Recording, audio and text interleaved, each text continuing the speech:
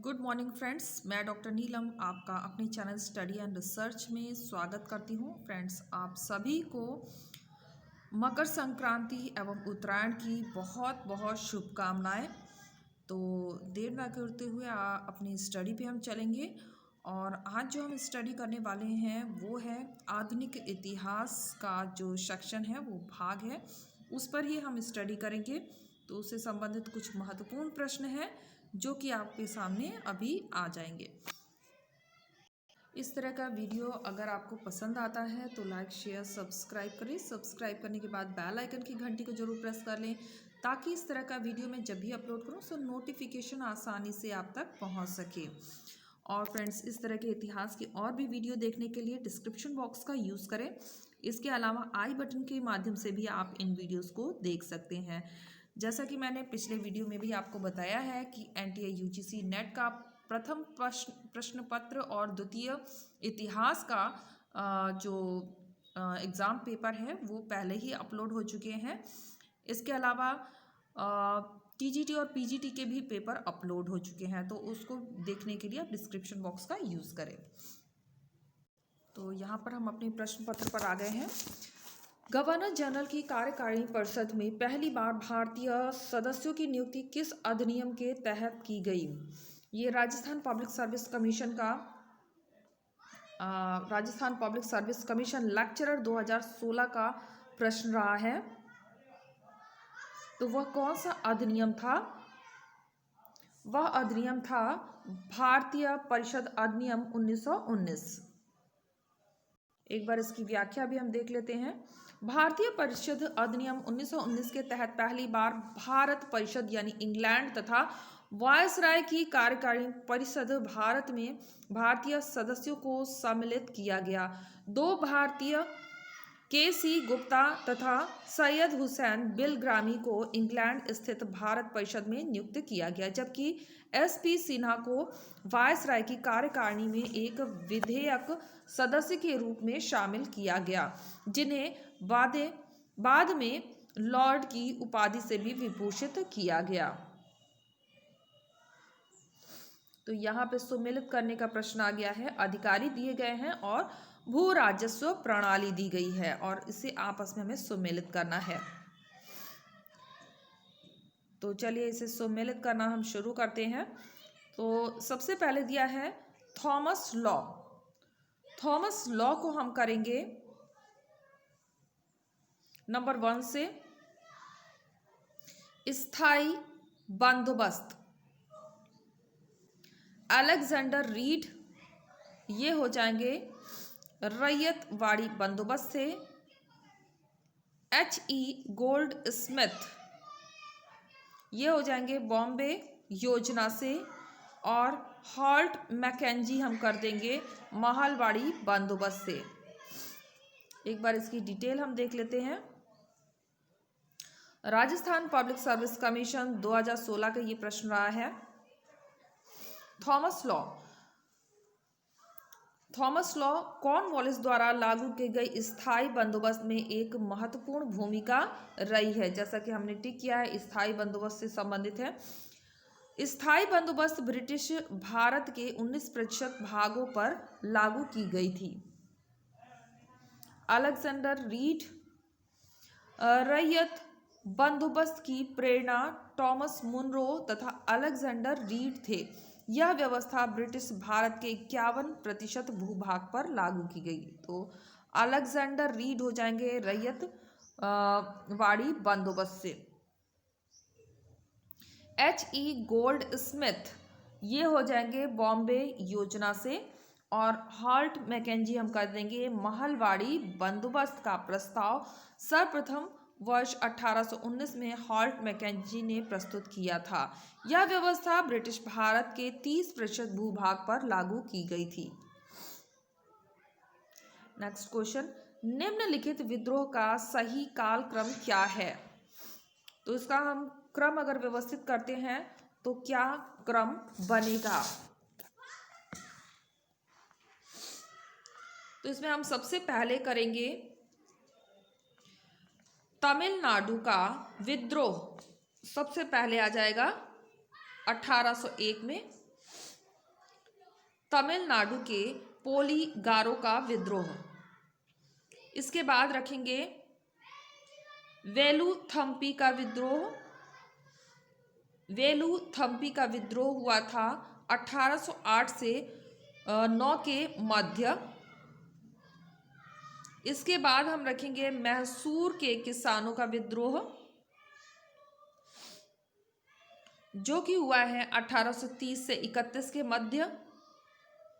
और जबलपुर के बुंदेलों का विद्रोह नंबर 4 पे, यानी सबसे लास्ट में हम रखेंगे, और ये हुआ था 1842 में। तो इसके अकॉर्डिंग अगर हम जाते हैं तो हमारा जो उत्तर बनेगा यानी 4 सबसे पहले, ऑप्शन बी हमारा करेक्ट होगा। Rajasthan public service commission lecturer 2016 का ये प्रश्न रहा है। इसकी व्याख्या एक बार देख लेते हैं।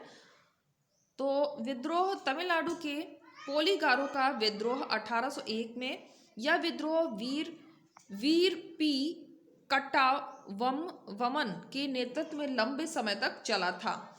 फिर वेलुथम्पी का विद्रोह 1808 से 9 के मध्य हुआ।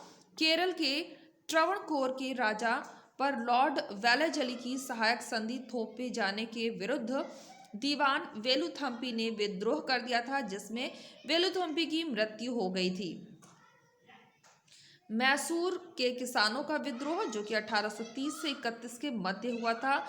जबलपुर के विद्रोह, बुंदेलों का विद्रोह 1842 में हीरापुर के राजा हरिदेश शाह के नेतृत्व में बुंदेलों का विद्रोह हुआ।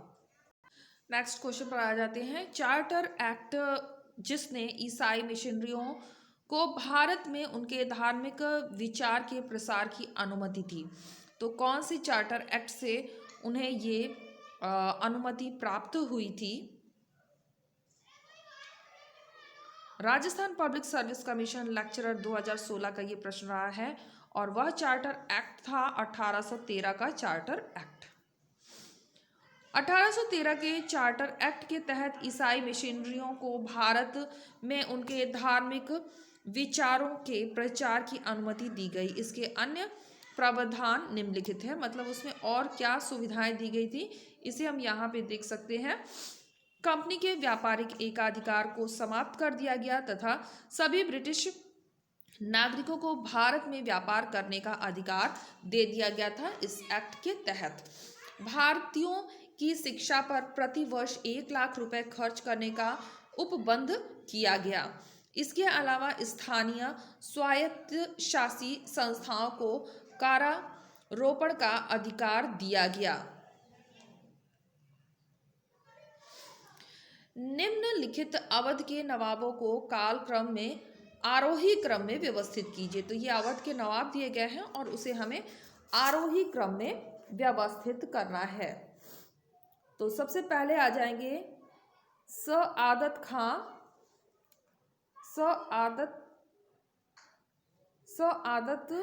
खां हो जाएंगे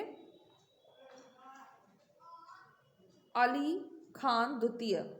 सबसे पहले रखेंगे, ये थे 1722 से 39 के मध्य। इसके बाद हम रखेंगे सफदर। तो फ्रेंड्स यहाँ पे थोड़ी सी मिस्टेक हो रही थी, चलिए इसे हम करेक्ट कर लेते हैं। सबसे पहले हमारा हो जाएगा आसफ उद-दौला, नंबर 1 पे हो जाएगा, इसे नंबर 1 पे रखते हैं। इसके बाद हम रखेंगे मिर्जा वजीर अली को नंबर 2 पे। इसके बाद सआदत अली खां हो जाएंगे नंबर 3 पे, ये खां द्वितीय हैं इसलिए नंबर 3 पर आ जाएंगे। फिर गाजी उद्दीन हो जाएंगे नंबर 4 पे। तो ये क्रम करेक्ट है। फिर से एक बार देख लेते हैं, आसफ उद दौला, और इसके बाद आ जाएंगे मिर्जा वाजिद अली, फिर सआदत अली खां द्वितीय आ जाएंगे, फिर गाजी उद्दीन हो जाएंगे। तो फ्रेंड्स ये राजस्थान पब्लिक सर्विस कमीशन 2016 का प्रश्न रहा है, और अगर आप इसका क्रम नोट करना चाहते हैं तो यहाँ पे क्रम दिया हुआ है। पूरे के पूरे अवध के नवाबों का कालक्रम यहाँ से आप नोट कर सकते हैं। मैं एक बार रीड आउट कर देती हूँ। सआदत खां, इसके बाद सफदर जंग, फिर आ गए थे सुजाउद्दौला, आसफ उद्दौला, इसके बाद 5वें नंबर पर वजीर अली, फिर 6ठे नंबर पर जैसा कि प्रश्न दिया है सआदत अली खां आ जाएंगे। इसके बाद 7वें नंबर पर गाजी उद्दीन हैदर अली खां, फिर 8वें नंबर पर नसीरुद्दीन हैदर, फिर मोहम्मद अली 9वें नंबर पर, और अमजद अली 10वें नंबर पर, और 11वें नंबर पर आ जाएंगे वाजिद अली शाह। तो अगर आपको फास्ट लग रहा हो तो आप वीडियो को पॉज करके इसे राइट कर सकते हैं। हम नेक्स्ट क्वेश्चन पर आ जाते हैं, अधिकारी और विवरण। तो यहाँ पे अधिकारी दिए गए हैं और उनके विवरण दिए गए हैं और उसे हमें सुमेलित करना है। लाल सिंह दिए हुए हैं, तेज सिंह, ध्यान सिंह। तो चलिए इसे देख लेते हैं। सबसे पहले लाल सिंह जो दिया हुआ है बिल्कुल करेक्ट दिया हुआ है। लाल सिंह प्रथम आंग्ल सिख युद्ध के दौरान पंजाब का प्रधान मंत्री या वजीर था। फिर तेज सिंह प्रथम आंग्ल सिख युद्ध के दौरान सिख सेना का मुख्य कमांडर था, ये भी सही दिया हुआ है। फिर ध्यान सिंह यहाँ पे हो जाएंगे प्रथम आंग्ल सिख युद्ध से पूर्व पंजाब का प्रधानमंत्री वजीर था, और मूलराज ये यहाँ से कनेक्ट होगा। प्रथम आंग्ल सिख युद्ध के बाद मुल्तान का गवर्नर हो गया था मूलराज। तो Rajasthan public service commission lecturer 2016 का ये प्रश्न रहा है। यहाँ पे एक बार हम रीड कर लेते हैं। लाल सिंह प्रथम आंग्ल सिख युद्ध के दौरान पंजाब का प्रधानमंत्री वजीर और महाराजा दिलीप सिंह की माता रानी जिंदा कौर का प्रेमी। इसके बाद तेजा सिंह प्रथम आंग्ल सिख युद्ध के दौरान सिख सेना का मुख्य कमांडर था। फिर ध्यान सिंह प्रथम आंग्ल सिख युद्ध से पूर्व पंजाब का प्रधानमंत्री या महाराजा खड़क सिंह के समय में वजीर या प्रधानमंत्री था। फिर आती है बात मूलराज की। प्रथम आंग्ल सिख युद्ध के बाद मुल्तान का गवर्नर बना मूलराज। सालबाई की संधि के प्रावधानों के बारे में निम्न में से कौन सा कथन सत्य है? जो सत्य है उसी का हमें इसमें चुनाव करना है। तो इसमें जो दिया हुआ है सालसेट और एलिफेंटा अंग्रेजों के पास रहे, ये ही बिल्कुल सही है, बाकी सभी इनकरेक्ट है, तो इसे हम छोड़ देते हैं। ओनली ए आंसर इसमें हमारा बनेगा। और राजस्थान पब्लिक सर्विस कमीशन 2016 का ये प्रश्न रहा है। जो सालबाई की संधि हुई है उसके प्रावधानों को एक बार हम देख लेते हैं क्या शर्तें रही हैं इसमें। तो सालसेट था एलिफेंटा अंग्रेजों के पास रहेंगे। नंबर 2 है अंग्रेजों ने रघुनाथ राव यानी राघोबा का पक्ष त्याग दिया और पेशवा की ओर से उनकी पेंशन की व्यवस्था की गई।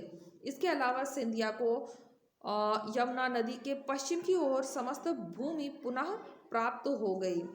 बम्बई तथा मद्रास में एक दूसरे के जीते हुए भू क्षेत्र एक दूसरे को वापस मिल गए।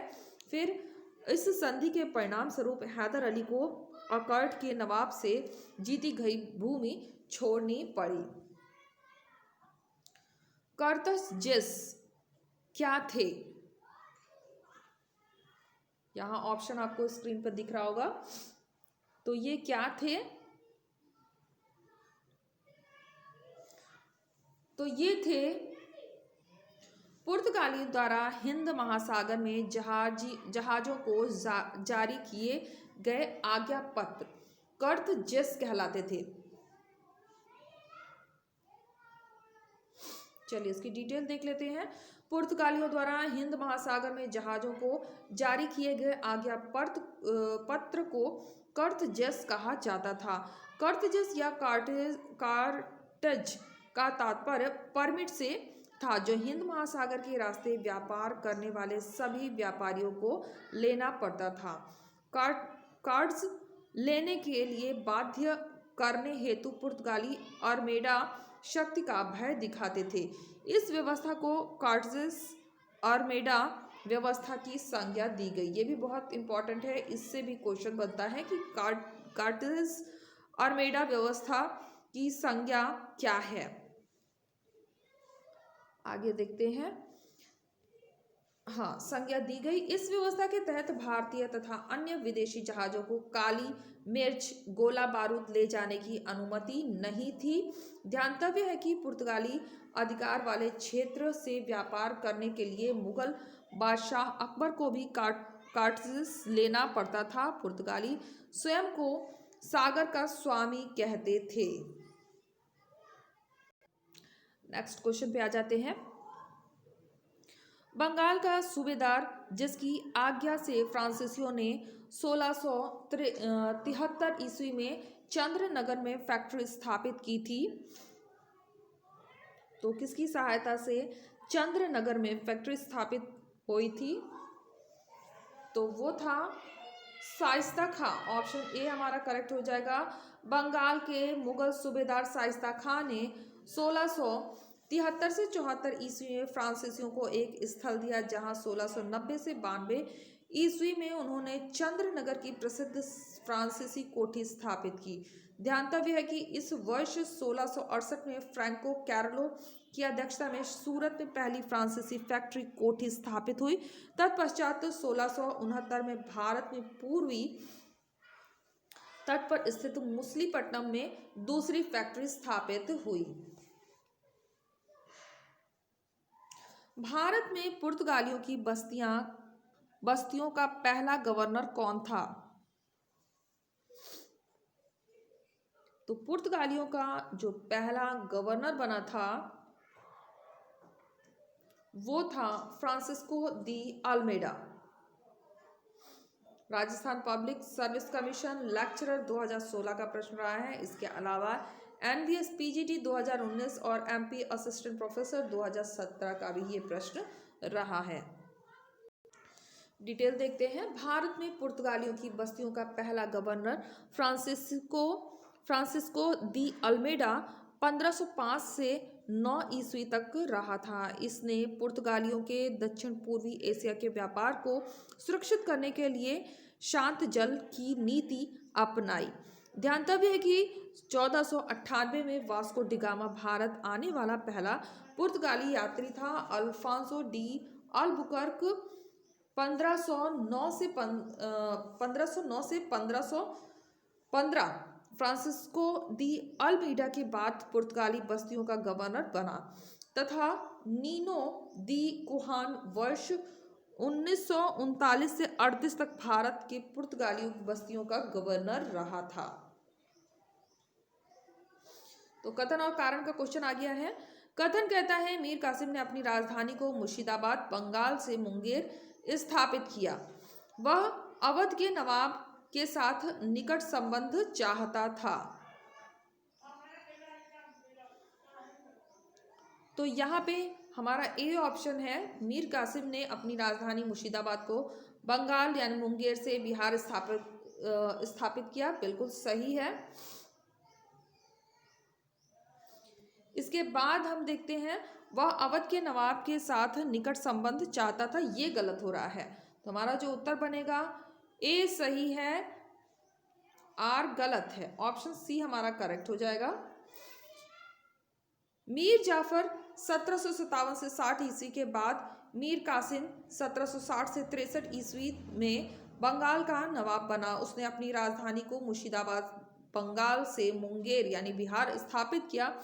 वह सुदृढ़ किलेबंदी की और मीर कासिम ने ऐसा इसलिए किया क्योंकि मुर्शिदाबाद में अंग्रेजों का प्रभाव बहुत बढ़ गया था और वह उसके प्रभाव से मुक्ति पाना चाहता था, न कि अवध के नवाब के साथ निकट संबंध बनाने के लिए राजधानी परिवर्तन किया था। कैनिंग लॉरेंस स्कूल, मिल स्कूल और मेयो नॉर्थबुक स्कूल किस प्रशासनिक विवाद से संबंधित थे?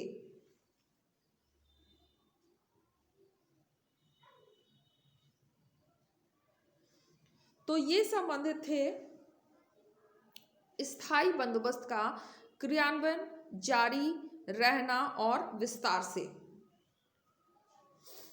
कैनिंग, लॉरेंस स्कूल, मिल स्कूल तथा नॉर्थ ब्रुक स्कूल स्थायी बंदोबस्त के क्रियान्वयन, जारी रहने और विस्तार के विवाद से संबंधित थे। स्थायी बंदोबस्त 1790 में जमींदारों के एक साथ एक 10 वर्षीय समझौते हेतु शुरू किया गया था, जिसमें 1793 में स्थायी कर दिया गया था। यह व्यवस्था बंगाल, बिहार, उड़ीसा, उत्तर प्रदेश के बनारस खंड तथा उत्तरी कर्नाटक में लागू की गई। इस व्यवस्था के तहत ब्रिटिश भारत के कुल क्षेत्रफल का लगभग 19% भाग सम्मिलित था। नेक्स्ट क्वेश्चन, ब्रिटिश भारत में इतिहास में मैसूर को उसके पुराने शासक परिवार को वापस सौंपा जाना एक अद्वितीय घटना थी। इसे किसने अंजाम दिया? तो फ्रेंड्स, यहाँ पे जो हमारा उत्तर बन रहा है वो हो जाएगा मार्किस ऑफ रिपन। तो यहाँ पे ऑप्शन बी हमारा करेक्ट होगा। और ये यूजीसी नेट 2019 द्वितीय प्रश्न पत्र का प्रश्न रहा है और उसकी व्याख्या देख लेते हैं। विलियम बेंटिक ने 1831 में कुशासन के आधार पर मैसूर का अंग्रेजी राज में विलय कर दिया था, जिसे लॉर्ड रिपन ने उसके पुराने शासक राजवंश को 50 वर्ष बाद वापस कर दिया, जो ब्रिटिश भारत के इतिहास में एक अभूतपूर्व घटना थी। फ्लोरेंस नाइटिंगेल ने लॉर्ड रिपन को भारत के उद्धारक की संज्ञा दी थी। नेक्स्ट क्वेश्चन देखते हैं, गवर्नर जनरल को the servant of the empire घोषित करने वाले वाक्यांश पर शासकीय मोहर से कब विलोप किया गया? तो इसका जो उत्तर है वो इस जो ऑप्शंस दिए गए हैं इसमें नहीं है। तो इसका उत्तर आप कमेंट बॉक्स में कमेंट करके बता सकते हैं। नेक्स्ट क्वेश्चन पर आ जाते हैं, किस व्यवस्था अथवा बंदोबस्त के अधीन भारतीय राज्य विदेश और रक्षा मामलों के अपने अधिकार को खो बैठे? तो ये सहायक संधि प्रणाली थी जिसके द्वारा ये खो बैठे थे और ये एनटीए यूजीसी नेट जून 2019 का प्रश्न रहा है।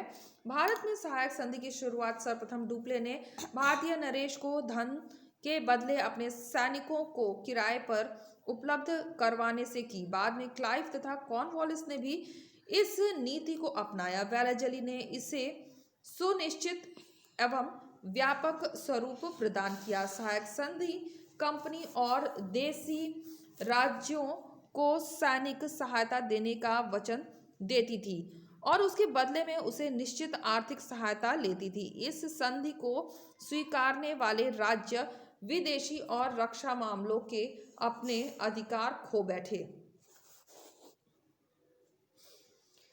इस बहस का अभी अंत नहीं हुआ कि ब्रिटिश शासन के अधीन भारतीय अर्थव्यवस्था का अभिलक्षण विकास और गतिरोध या उत्तरोत्तर गरीबी बढ़ती थी। इस बहस के अनिर्णायक चरित्र का क्या प्रमुख कारण था? तो ऑप्शंस यहां पर है। तो इसमें हमारा जो उत्तर बन रहा है वो हो जाएगा ऑप्शन बी, संबंधित गुणात्मक आंकड़े अपर्याप्त हैं। और ये प्रश्न आया हुआ है यूजीसी नेट जून 2019 का द्वितीय प्रश्न पत्र रहा है।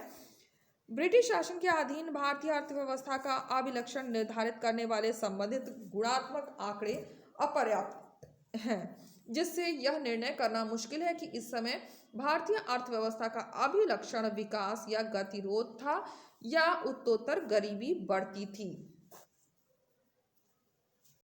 नेक्स्ट क्वेश्चन पे आ जाते हैं।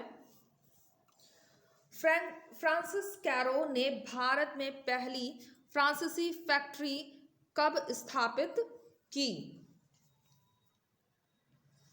तो इसकी स्थापना हुई है 1667 में। यूजीसी नेट जून 2019 द्वितीय प्रश्न पत्र रहा है। 1667 में फ्रांसीसी कैरो के नेतृत्व में फ्रांस में नाविकों का जत्था रवाना हुआ और 1668 में फ्रांसिस कैरो ने सूरत में पहली फ्रांसीसी फैक्ट्री स्थापित की। दूसरी फैक्ट्री मछलीपट्टनम में स्थापित की गई। सार्वजनिक मंचों पर प्रदर्शनीय कार्यक्रमों पर कड़ा राजकीय नियंत्रण लगाने वाले द ड्रामेटिक परफॉर्मेंस एक्ट को किस वर्ष में पारित किया गया? ये पारित हुआ है 1876 में। एनटीए यूजीसी नेट द्वितीय प्रश्न पत्र 2019 का ये प्रश्न रहा है। सार्वजनिक मंचों पर प्रदर्शनीय कार्यक्रमों पर कड़ा राजकीय नियंत्रण लगाने वाले the dramatic performance act British सरकार द्वारा सन 1876 में लागू किया गया। नाटकीय प्रदर्शन अधिनियम, जिसे कि अक्सर डीपीए के नाम से जानते हैं, 1876 में वायसराय नॉर्थब्रुक के प्रशासन के तहत लाया गया था। अधिनियम में भारत में थिएटर को बेहतर ढंग से नियंत्रित करने के लिए ब्रिटिश प्रशासन को सशक्त बनाने का प्रावधान था। निम्नलिखित में से कौन सा कदम लॉर्ड कर्जन ने नहीं उठाया? तो लॉर्ड कर्जन द्वारा जो नहीं उठाया गया था कदम, वो था वर्नाक्यूलर प्रेस एक्ट। बाकी सभी कार्य किए गए थे, जैसे कि the Calcutta municipal amendment act और Indian university act, Indian official secrets amendment act. तो केवल डी ऑप्शन होगा यहाँ पे जो नहीं किया गया था। एनटीए यूजीसी नेट 2019 जून 2019 का ये प्रश्न रहा है। Vernacular press act viceroy lord Lytton द्वारा 1878 ईस्वी में पास हुआ था। इस एक्ट ने भारतीय भाषाओं में प्रकाशित होने वाले सभी समाचार पत्रों पर नियंत्रण लगा दिया था, किंतु यह एक्ट अंग्रेजी में प्रकाशित होने वाले समाचार पत्रों पर लागू नहीं किया गया था। इस घृणित अधिनियम को लॉर्ड रिपन ने 1882 में रद्द किया था। तो लागू हुआ है ये लिटन के द्वारा और रद्द हुआ है रिपन के द्वारा। और ये लास्ट क्वेश्चन है फ्रेंड्स, तो ध्यान से देखिए। प्रथम एंग्लो वर्मा युद्ध के बाद कौन सी संधि हुई? 1824 और 26 में जो युद्ध हुआ था उसके बाद कौन सी संधि हुई है? उस संधि का नाम था याडूब की संधि। ऑप्शन डी हमारा करेक्ट होगा। एनटीए यूजीसी नेट द्वितीय प्रश्न पत्र का ये प्रश्न रहा है। प्रथम आंग्ल वर्मा युद्ध 1824-26 में हुआ। युद्ध का मुख्य कारण वर्मा राज्य की सीमाओं का ब्रिटिश साम्राज्य के आसपास तक फैल जाना था, जिसके कारण से अंग्रेजों के समक्ष एक संकट खड़ा होने का खतरा बढ़ गया था। इस युद्ध के पश्चात याडूब की संधि हुई थी। तो यहाँ पे प्रश्न हमारे समाप्त होते हैं। नेक्स्ट वीडियो में हम मिलते हैं, और इस तरह का वीडियो आपको पसंद आता है तो लाइक शेयर सब्सक्राइब करना मत भूलिए। सब्सक्राइब करने के बाद बेल आइकन की घंटी को जरूर प्रेस कर लीजिए, ताकि इस तरह का वीडियो मैं जब भी अपलोड करूं उसका नोटिफिकेशन आसानी से आप तक पहुंच सके। फिर से आप सभी को मकर संक्रांति और उत्तरायण की बहुत बहुत शुभकामनाएं। Okay friends, take care and bye bye.